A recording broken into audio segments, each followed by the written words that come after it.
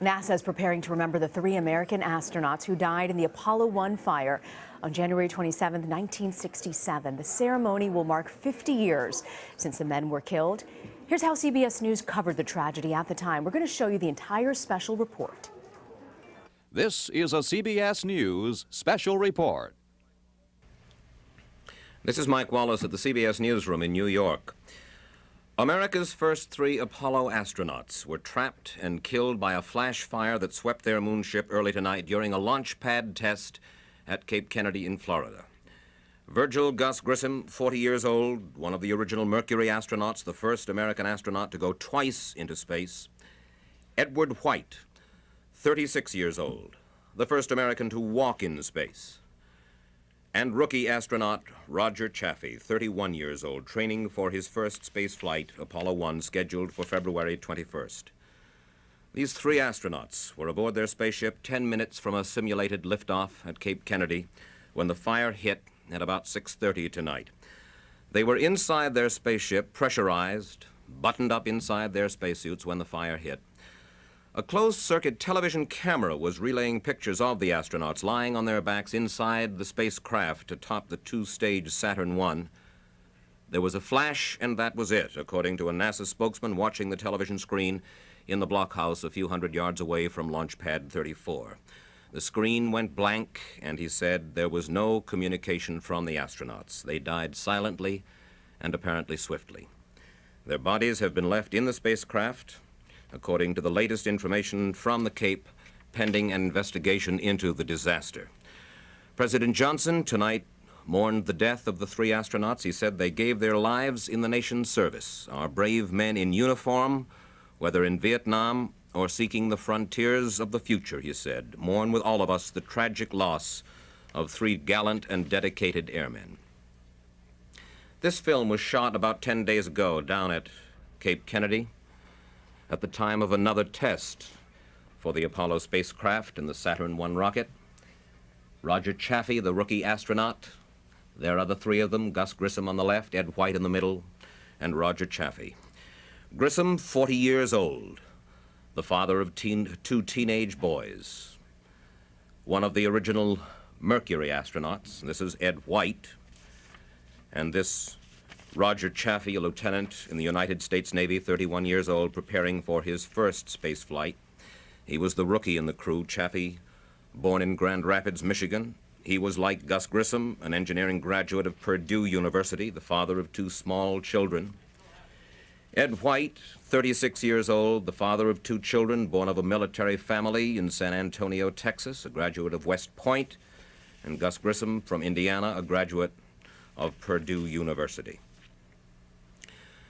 With me here in the CBS Newsroom is Robert Wussler, who is the executive editor of the CBS News Space Unit. Bob, I wonder if you would tell us a little bit about the rocket and the spacecraft.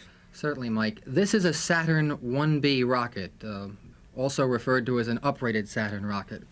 This lower portion, I'll separate them here for you.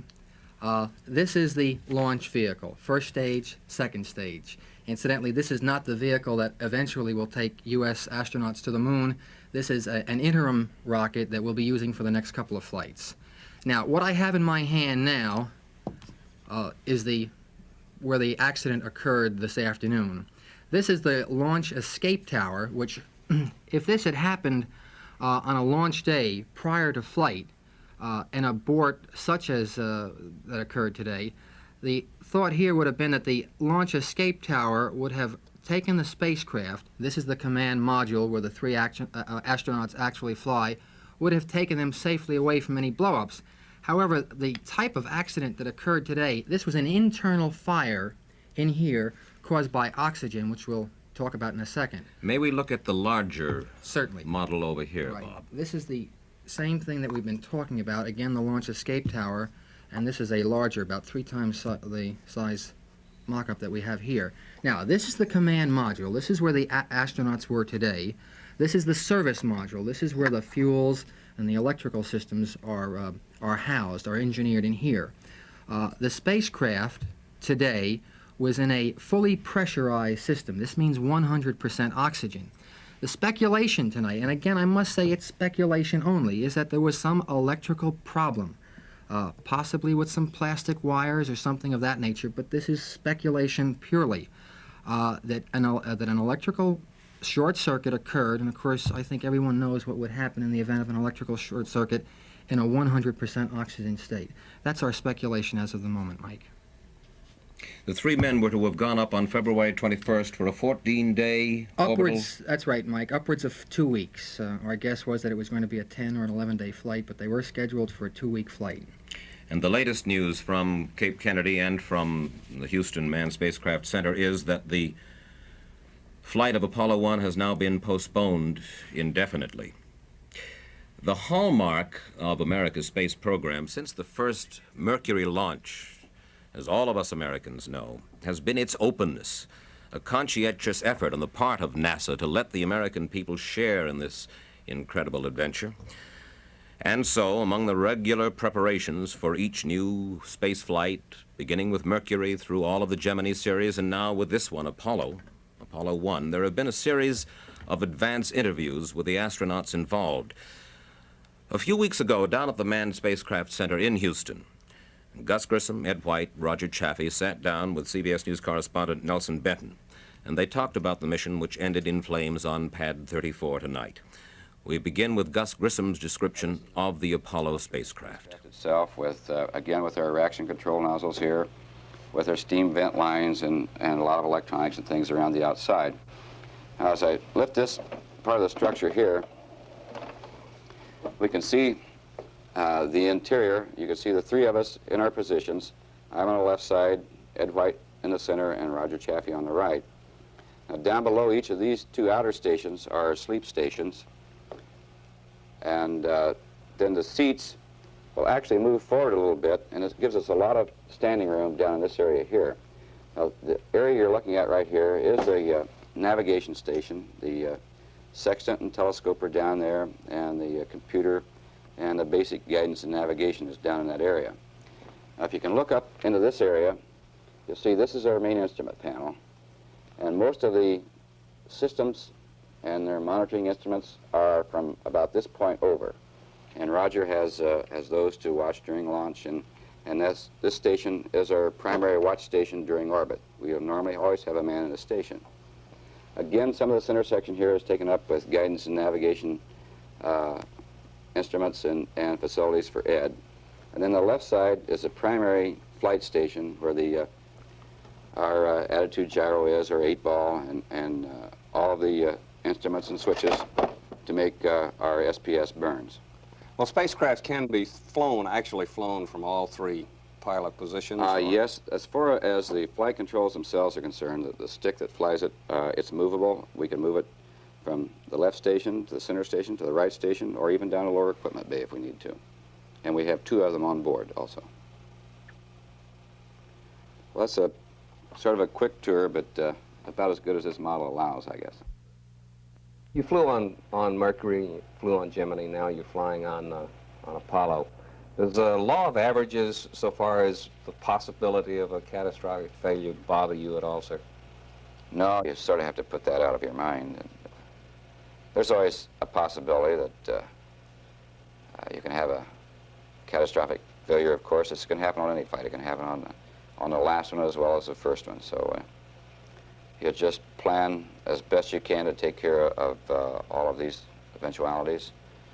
And you get a well-trained crew and you go fly.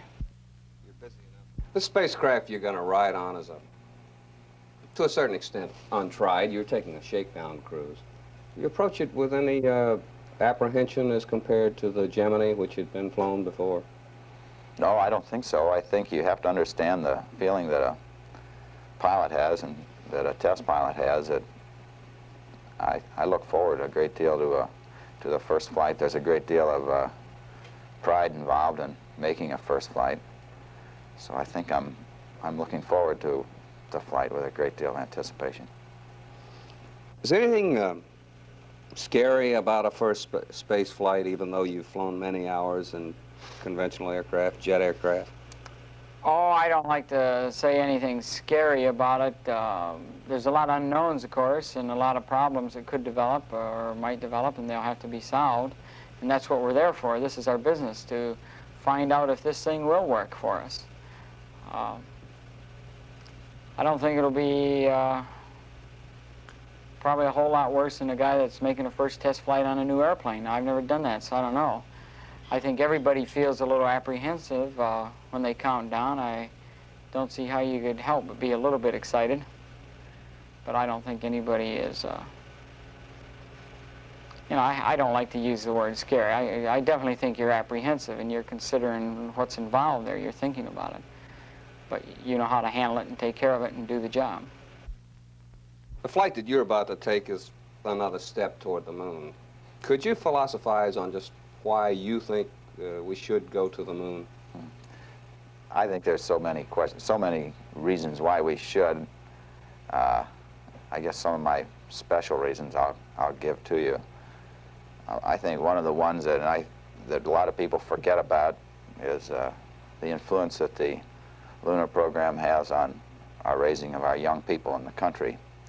I think our most prime responsibility is to provide a environment so that our children will be able to grow up into creative, useful, and good citizens. And I think that the space program, more so than anything we've done in the past, has given a stimulus to the young people and the very young children even, and a goal for them and a purpose for them to educate themselves as well as they can to their own capability, and to have, even though they're not going to be obviously all become astronauts, but if they start out with a certain goal when they're young, and the goal is properly directed, these young people, I think, have a much more of a chance of becoming useful and well-educated citizens who will take care of you and I when we get older and we don't have the capability to direct the world. The young people will run our world for us when we get older. I guess this is one of the things that I feel the most strongly about. But I also feel that, and this is from just a standpoint of man, I think that if a civilization, and I think if our country becomes so obsessed with making the country easy for us to live in and making our surroundings so comfortable that we're in really an ever descending, spiraling in spiral right within ourselves. And if we don't look out, and if we don't try to expand ourselves and expand our horizons, which I think the space program is the biggest example of expanding your horizons that man has ever undertaken, we're not going to progress as a nation. And probably the more practical viewpoint, I think that it provides a great opportunity for just plain stimulating our industry, which feeds right back into making the comfort items that go back into making living good too. So I think from all standpoints, it's a good program. And why we want to go to the moon specifically, well, it's the closest thing that we haven't explored to our Earth, and it's the first step into understanding the whole universe. Astronaut Ed White, the first American to walk in space aboard that famed flight during the Gemini series with his command pilot, Jim McDivitt. At 10:30 tonight Eastern Time, rescue teams began to remove the bodies of the 3 astronauts from the charred spacecraft, perched 200 feet above Launch Pad 34. A NASA spokesman said the dead astronauts were left in the ship for 4 hours to aid the investigation into the tragedy. As I said, 2 of the 3 astronauts who died tonight aboard the Apollo had already flown in space. Both made history. On June 3rd, 1965, the man that you've just been listening to, Ed White, climbed out of the hatch of Gemini 4, and he became the first American to ride through the frozen vacuum of space, clad only in a spacesuit. Here is that historic flight described by Ed White himself.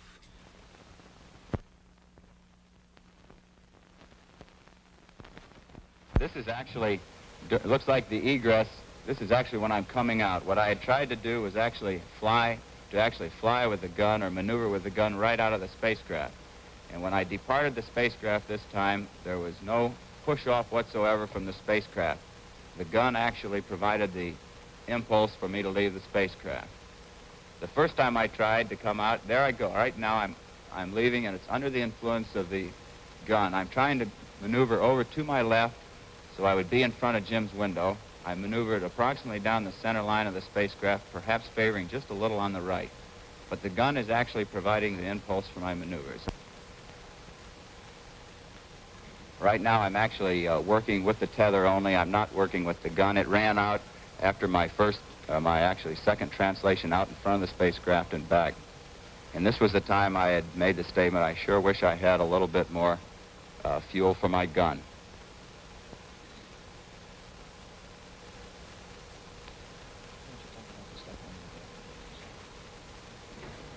It was pretty interesting, though. I didn't mind getting back on the adapter section. I was able to actually take a look at the thruster areas. The plumes of the thrusters, as Jim was firing them to stabilize the spacecraft, looked just the way Mr. Chamberlain told me they would look. They came out about 1.5 feet or 2 feet from the spacecraft, and it didn't look very ominous at all. This area, the 1.5 to 2 feet, was an area in which they felt the heat would damage my suit.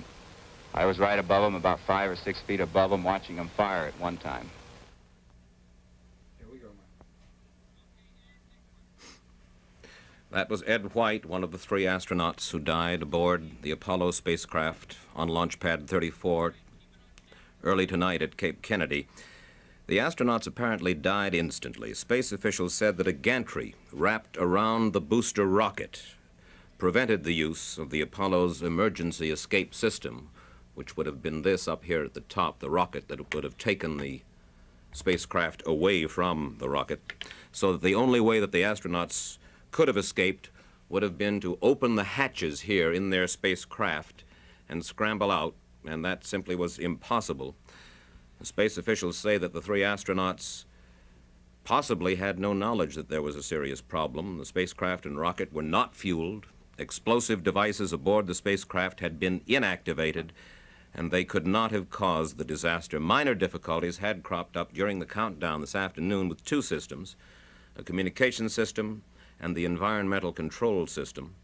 And the space officials say that they don't know whether the fire stemmed from the 2 troublesome systems, the fire that engulfed the spacecraft and caused the death of the 3 astronauts.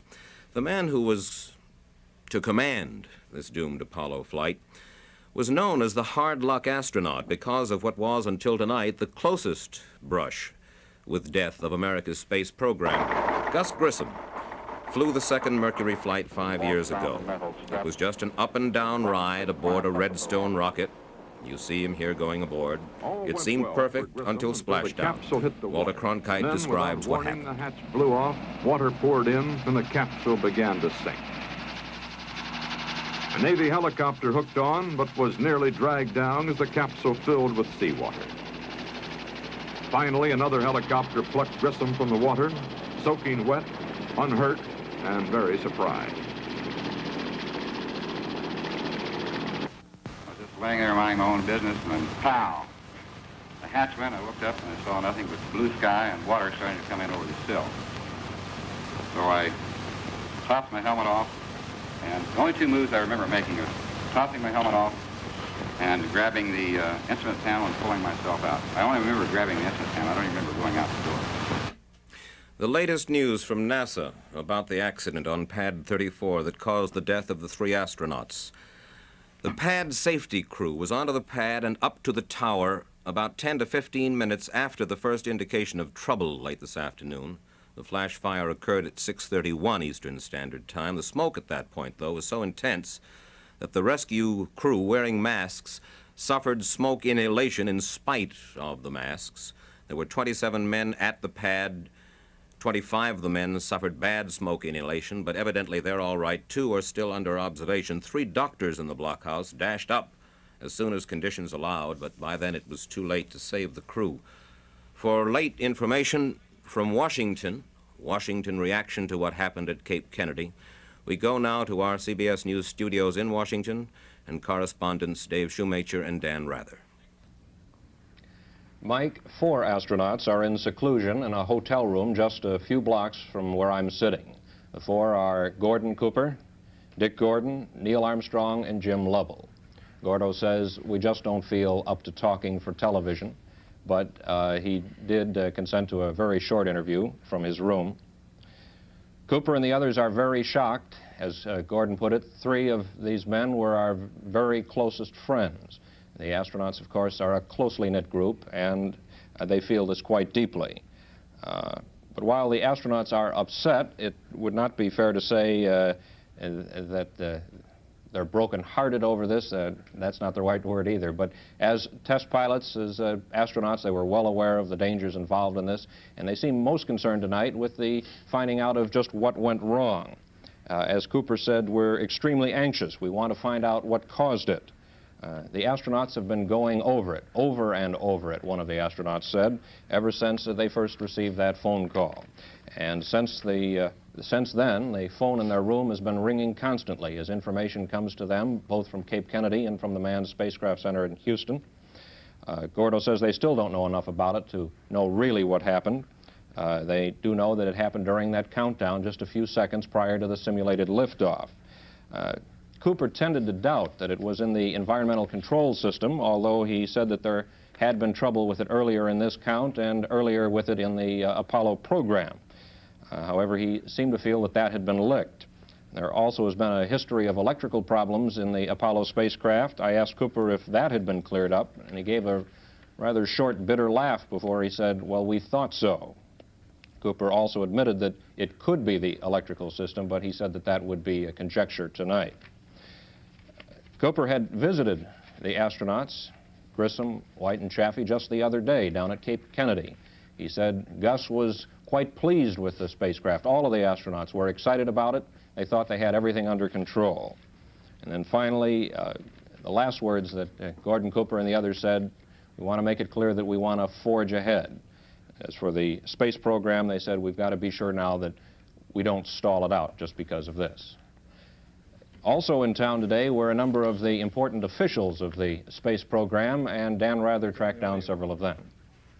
Thank you, Dave. The Apollo dinner at the International Club here in Washington was held shortly after the signing of the Outer Space Treaty at the White House this afternoon.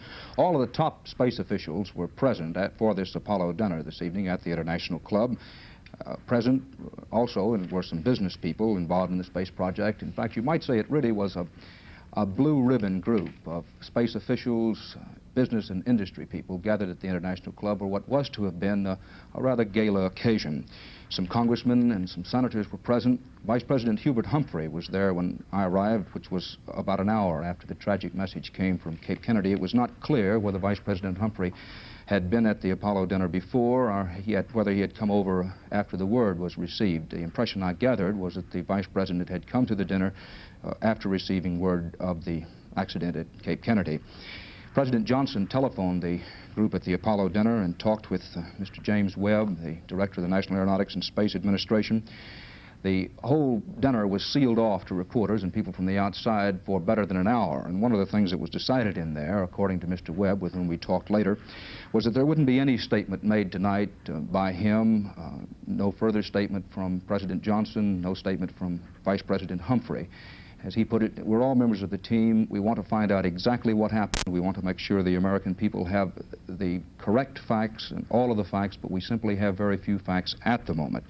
Vice President Humphrey, as he came out of the building, was sad-faced. He told me personally, I think President Johnson's statement speaks for the entire country. As Mike reported earlier, President Johnson's official statement from the White House was, and I quote, 3 valiant young men have given their lives in national service, and we mourn the great loss, and our hearts go out to their families, unquote, the President. And Vice President Humphrey echoed those sentiments. As the Apollo meeting broke up, everyone in the room seemed quite anxious to leave the room. Some of those there didn't seem quite know how to act. A few simply shrugged their shoulders and said, "What can you say?" Others sought us out, that is, sought we reporters out, to say, "The one thing we want you to make clear is that no one in this program wants to give up or take a backward step." Werner von Braun, one of the better known names in the American space program, was there. And at first, Werner von Braun wouldn't say anything at all. He kept saying, well, I'm a member of the team and I can't say anything. We're not supposed to say anything. But then finally, it seemed he just couldn't contain himself, and he did start to talk to us a bit. He wouldn't come over to the studio and give anything approaching a full interview. What he said was, the one thing that sticks out in my mind is, he said, all of the astronauts live on a first-name basis with death. These men know the risks. They thought the risks were worth taking. Now, he also said that, and Mike, I don't know whether this has been covered earlier, and this is a direct quote from Werner von Braun, all we know is that there was a test going on at Cape Kennedy with the 3 astronauts in the spacecraft under pure oxygen conditions, and the men probably died from asphyxiation because, and this continues the direct quote from Werner von Braun, after the fire broke out in the space capsule, they couldn't be evacuated in time. All of the oxygen burned up. This is Dan Rather with David Shoemaker in Washington. Now back to Mike Wallace in New York. And according to the latest information from NASA at the Manned Spacecraft Center in Houston, the first Apollo flight, which was scheduled for February the 21st, has now been postponed indefinitely. However, Walter Schirra, one of the original Mercury astronauts, is command pilot on the backup crew, which also includes astronaut Don Isley and Walter Cunningham, both of them rookie astronauts. There is a spacecraft at North American Aviation out at Downey, California, which will take over the job of the damaged Apollo spacecraft, but that should take perhaps a month and a half for qualifying tests for that spaceship, and then perhaps another month and a half of simulated tests down at Cape Kennedy, so chances are it will be 3 months before Apollo 1 gets off the ground. Again, that is speculation. John Glenn, of course, is one of the best-known names in the American space program, now out of it as a working astronaut. Some months ago, astronaut John Glenn was asked whether space is safe. Oh, quite the opposite. I think we all expect to lose a man sometime. We're working just as hard as we can work against it, of course. But in anything where you have equipment like this as high speed and as on new equipment like this, we're not fighting our head in the sand. We're well aware somebody will get knocked off one of these days on some mission or other. But just as in aviation, we've all had many of our friends killed in aviation. This doesn't mean that aviation progress stops and that we all go back and say we shouldn't fly anymore. If this program is worth running, why, there will be times when people will probably get hurt. But the program will go on, and we're not going to stop our efforts. Meanwhile, we want to make it just as safe as we can possibly make it. John Glenn, flanked by the late Gus Grissom and by Deke Slayton of the space program. Another veteran of the United States space program is CBS News correspondent Walter Cronkite, who has just arrived at our newsroom here in New York. Walter, I'm sure that this hits you particularly hard because these men were friends of yours. You knew Gus Grissom from the beginning down at Cape Kennedy. Yes, indeed, Mike. That's, of course, true, and it does hit me hard. It's got to hit everybody hard, every American hard, for that matter, no matter how well you knew these men personally or not. I noticed through the evening we've referred to Gus Grissom as the hard luck guy because of what happened to him in that second suborbital Mercury flight when his capsule went down. But you know, Gus said to me, and he took some umbrage at this being called the hard luck guy. No pilot, certainly no astronaut wants to have that appellation laid against his name. And he said to me once, he said, you know, I'm not the hard luck guy, I'm the good luck guy. I'm the guy who came out of the capsule that sank in the ocean. And this was his attitude toward this whole matter, I think, of the space program. I'd like to comment, if I may, very quickly, Mike, without taking too much time, on a couple of things that have been mentioned in the reports in this last 5 hours since we knew of the tragedy. The matter of an escape tower, from what I have heard, and I've been talking to the Cape in these last several minutes to several of my friends down there, and from what I gather, this wouldn't have helped a bit. If the escape tower had been rigged, and there's no evidence that it was and probably was not. The escape tower works on pyrotechnics, on a blast of its own, on its rockets, and those rockets aren't placed in there this early in the countdown. I do not believe. I'm not sure about the Saturn program, but I don't think so. And even if it had been, even if the gantry, the erector, had not been around the spacecraft to prevent it, apparently from all of the evidence from the crews that have been up there and looked into that tragedy-laden spacecraft, these men could not have escaped anyway. Apparently they died absolutely instantly, which points to this most frequently mentioned speculation of an oxygen fire. And we all can understand, I think, oxygen, the danger of oxygen, even if we don't know how fast it works, because probably few of us who have not had the experience of going to a hospital and seeing a friend under an oxygen tent with all of those red signs warning against smoking. Any sort of a spark, it's a highly volatile thing, pure oxygen, and apparently from the early evidence from the capsule, it went, and it went fast. These men were breathing pure oxygen. They, in a sense, were part of this immediate, momentary, by the second disaster, millisecond disaster. And if there is anything that can be rationalized about their deaths, it undoubtedly was instantaneous. These were smart test pilots. Their reaction times amazingly fast, and they would have been on that horn calling back into the tower, even to report, if they'd known they were about to go, they would have reported what it was so that the rest of the program would know. That's the kind of men they were. I think one thing should be said. This is a time for great sadness, national sadness, and certainly the personal sadness of the people in the space program. But it's also a time for courage, and if that sounds trite, I'll change the words to guts. The thing that these fellows said on the film you showed earlier, the things that everybody in the space program has been saying tonight and have been quoted, from Webb on down, that this is a test program. We knew it was a test program, and these guys who went into it knew it was a test program. And a test program with equipment of this nature, as with airplanes or boats or submarines or anything where you're operating in a hostile environment, which space is, and this was a hostile environment even if they were on the ground because of this pure oxygen and all the rest of these things. This program is bound to claim its victims. These fellows, every one of them were test pilots. They've been at Patuxent, the Navy test station, Edwards Air Base, the Air Force test station. They've flown highly sophisticated aircraft, and they've seen a lot of their buddies go down. And I don't know, I couldn't begin to tell you because I don't know, I have the slightest idea of the figures, the number of test pilots who have died in this country since the beginning of our space program. These are the first astronauts to die in a accident directly related to the space program. It should not be a cause for our turning back or having any question of faltering in our progress forward toward the landing on the moon. We probably are going to be delayed. It may be possible to make up the time. It seems a little doubtful. We may be able to consolidate 2 flights, although we'd already consolidated a couple in the Saturn Apollo program. But it means maybe a couple of months delay. It could push us from late 68 to 69. It may push us from 69 to 70 if something else happens. But there's going to be a delay. But certainly it shouldn't in any way damage our national resolve to press on with the program for which these men gave their lives. Thank you, Walter. So, to sum up, America's first 3 Apollo astronauts were trapped and killed by a flash fire that swept their Apollo spacecraft early tonight in a launch pad test at Cape Kennedy.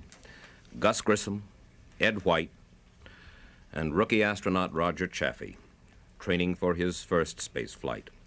A flight scheduled for February 21st, now postponed indefinitely. The 3 men aboard their spacecraft 10 minutes from a simulated liftoff when a flash fire hit at 6:31 tonight Eastern Standard Time. They were in their spacesuits, buttoned up inside the spacecraft when the fire hit. There was a flash, and that was it, according to a NASA spokesman watching the television screen in the blockhouse just a few hundred yards from the launch pad. President Johnson tonight mourned the death of the 3 astronauts. He said that they gave their lives in the nation's service. This has been a special report from CBS News. Mike Wallace at the CBS Newsroom in New York. Well, CBS News space consultant Bill Harwood joins me now on Skype. Bill, we just watched the CBS News special report from 1967. I know you were in high school at the time, but you've studied a great deal on this day. What was running through the minds of the folks at NASA? Oh, it was a tremendous tragedy. You know, they'd never had as Mike Wallace said, never been a fatality in the space program. Everyone knew it was risky, but you know, there's theory and there's reality. And I think the loss of these three astronauts was a major blow. It was certainly shocking to NASA, and I think to the public at large. I mean, think about it. They were on the launch pad. They didn't even have the rocket fueled. They weren't going anywhere, and yet they had a disaster that claimed their lives. And it really sent shockwaves, I think, through NASA and also through the nation. As you can tell by that special report, this was something that, you know, people were riveted to their television sets to find out what had happened, what might have gone wrong, and what might it do to the race to the moon. And there were several flaws that were realized in the aftermath of the fire. And if that fire hadn't happened, do you think that NASA would ever have made it to the moon? You know, that's one of those questions you can't answer. Hindsight's 20/20. They did in the investigation find numerous problems with the Apollo command module. It had a pure oxygen environment. There were wiring problems which probably produced a spark that set off the blaze.